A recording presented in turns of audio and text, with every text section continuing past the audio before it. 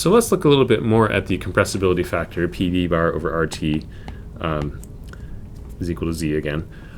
And let's consider a case where, if we're looking at a figure like we were just looking at in the last video. In all those cases, temperature was fixed. So let's imagine a situation where our temperature is fixed. R, of course, is constant.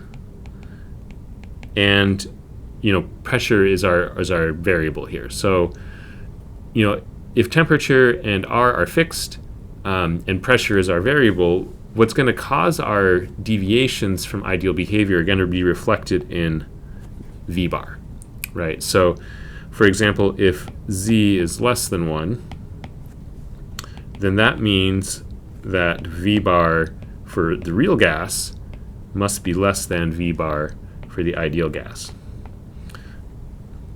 And obviously the opposite will be true when Z becomes greater than 1. So let's think about this, what's happening here. So in ideal gas,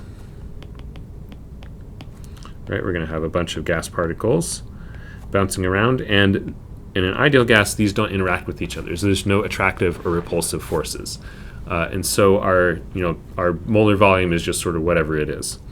But in the real gas, what's going to happen is all of our particles now can interact with each other. And so, one thing that can happen is that they can pull on each other. We can have attractive forces.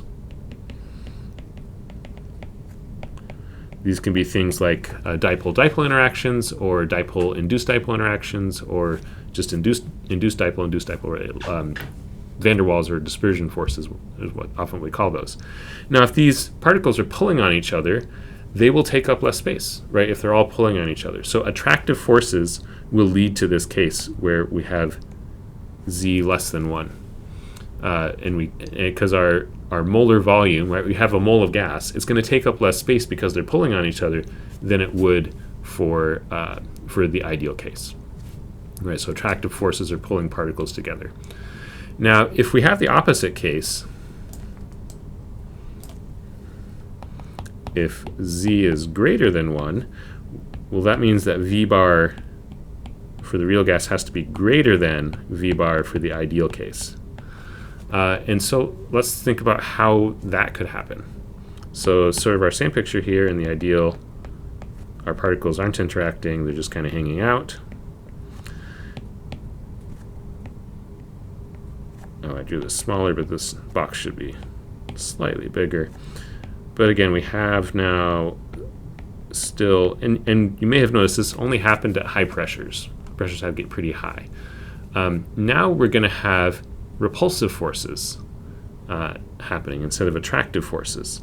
So now, one gas particle is going to push against each other.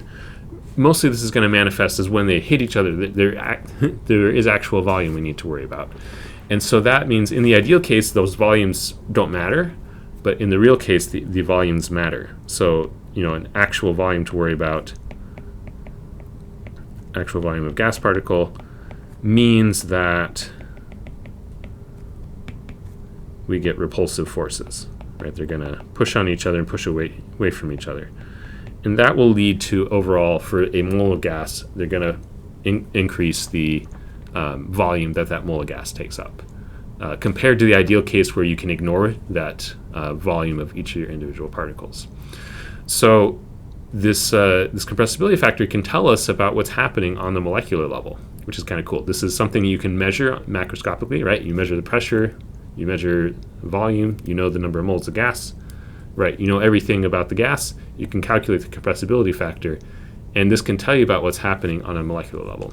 So this is sort of one of the things with physical chemistry and thermodynamics, is that we can gain insight into what's happening on a microscopic level from the things that we can observe on a macroscopic level, which I think is one of the really cool things about physical chemistry, physics, and things like that.